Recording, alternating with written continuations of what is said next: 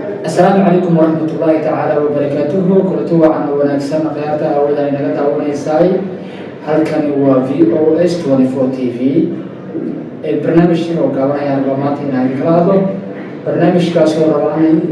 برنامج شنو قابنا يا رمات هنا يسوجيديو هدو الله كراي نقول سلوا على مكان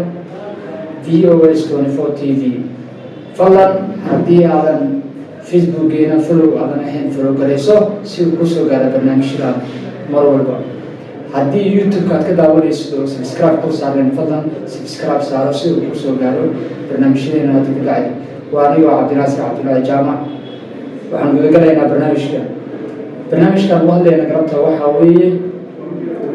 روشكا يو بولا روشكا يوكرين روشكا يوكرين مدة سنة كله بلونيا أنا قلته أيوة دجال كله صعب روشكا السوق شيء جري إلا هذا حكم صنع سعدان إنكستو قول بدل أوكي لكن سي ولي موسم قبسانين وجد كيسو ها إن أولو ريجو مجالدا عاصمة كيف waxaa la soo sheegayaa shalay darad inuu guulo xog badan soo gaaro guulo xog badan oo kaystay guulahaas ay ka mid yihiin inuu qabsaday magaalo ugu dambeysay magaalooyinka uu qabsaday uu kuna dilay toddobaad 600 oo askari barnaamijkan waxaan guud galaynaa isagoo haatan ciidamo u diray ciidamada dhulka ah ee ugu diray haatan isagoo u diray ciidamo dhulka ka socda ciidamo dhulka ah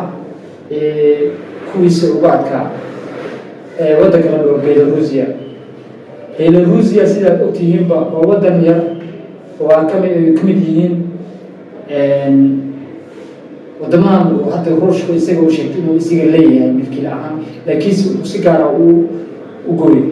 isagana saaxiibo dhow ay yihiin ruushka iyo Belarusia taas uu dan uu ka leeyahay inuu halkaasi u gudbo caasimadda Kiev oo aad isugu yihiin maalmahan ciidamo xoog badan uu gudbinayay shalay ugu dambeysay wuxuu u gudbiyey uu u diray jarnaaladii uu xoog badnaa ugu khibrada fiicnaa iyo taliyaha ciidamada militariga ee dhulka ayuu u diray si ay xaalka usoo saameeyaan sida loogu qabsan karo magaalada Kiev una fudud ee lagu gali karo haddaba nimanka la yiraahdo Mareykanku uu hogaaminayo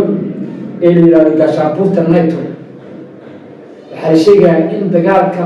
markaan si dhab ay usoo gali rabaan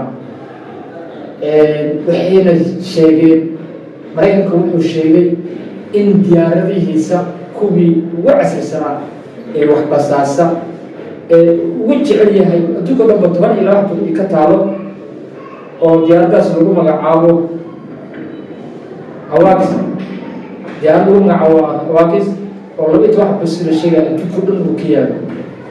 ayuu wuxuu yiri waxaan u diri doonaa waddankani Belarusia si ay xaalka militariga ruushka ay dhaqaaqooda ay ula socdaan TV-ga Al Jazeera wuxuu leeyahay diyaaradahan Mareykanka mar hadduu kiciyey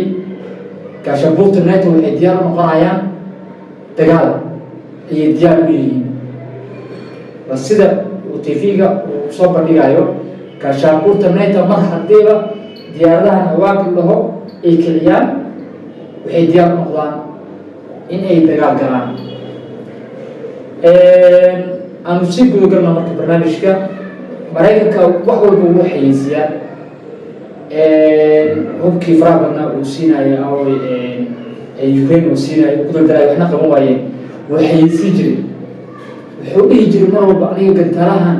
waa gantaalay ugu fiican waxaa waasaan shalmahana darad Belarusia ciidamada lugta ay aadayeen waxaa lagu arkay taangiyo casri oo ruushka u wato faraha badan ay ku sii qoqolayaan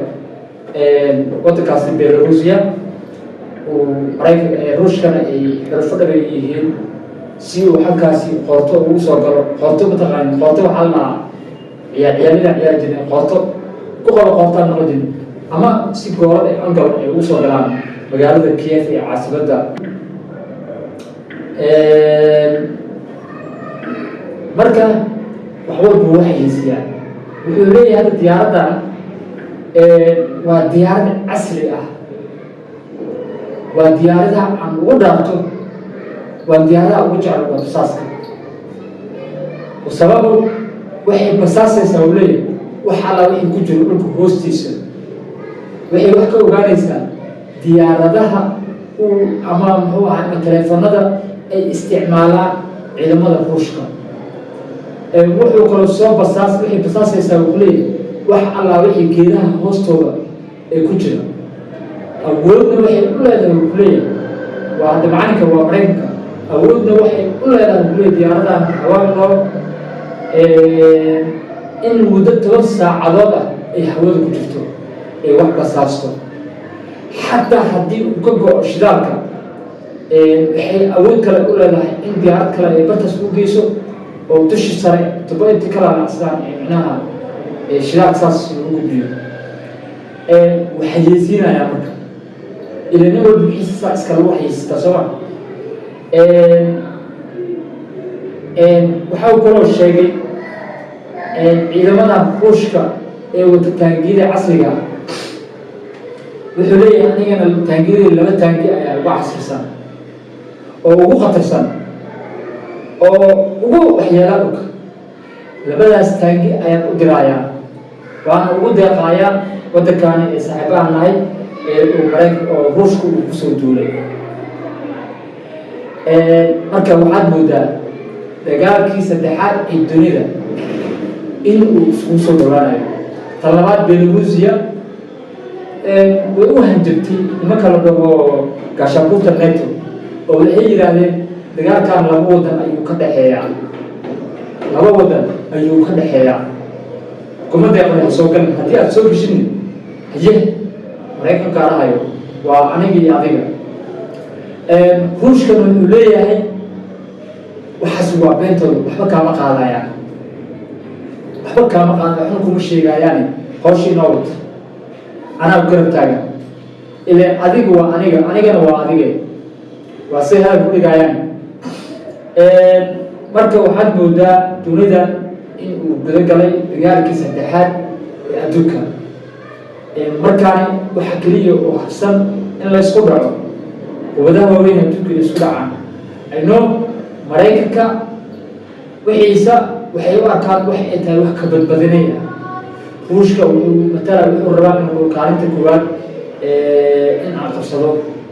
awoodda dunida maraykankana in loola xisaabtamo ma rabin dee dunida carabtana waa iska aamusan yihiin haatan China oo soo kacayso oo u diyaarsan in ay wax la wadaagto wadamadan ruushka ninkaan jeegada xeeran koobi waqooyi dar noocaasa marka asxaabay intaan dib ugu kulmi doono waa Cabdinaasir Cabdullaahi Jaamac Naasir Ilkurde VO74 TV waxaan jecelnahay hadii goor inaan wax la wadaagno wixii aan soo noqono insha Allah taala biidhnilaahi kariim wixii hadda ka dambeeyay sidaas oo wada socon doona waxaan idinka codsanayaa marka in aad YouTube-keena subscribe noo saartaan gabdhaha aad furtaan si wax kastoo aan soo gelino aad uga socotaan haddii Facebook aad ka daawanaysid Facebook-keena VOS24 TV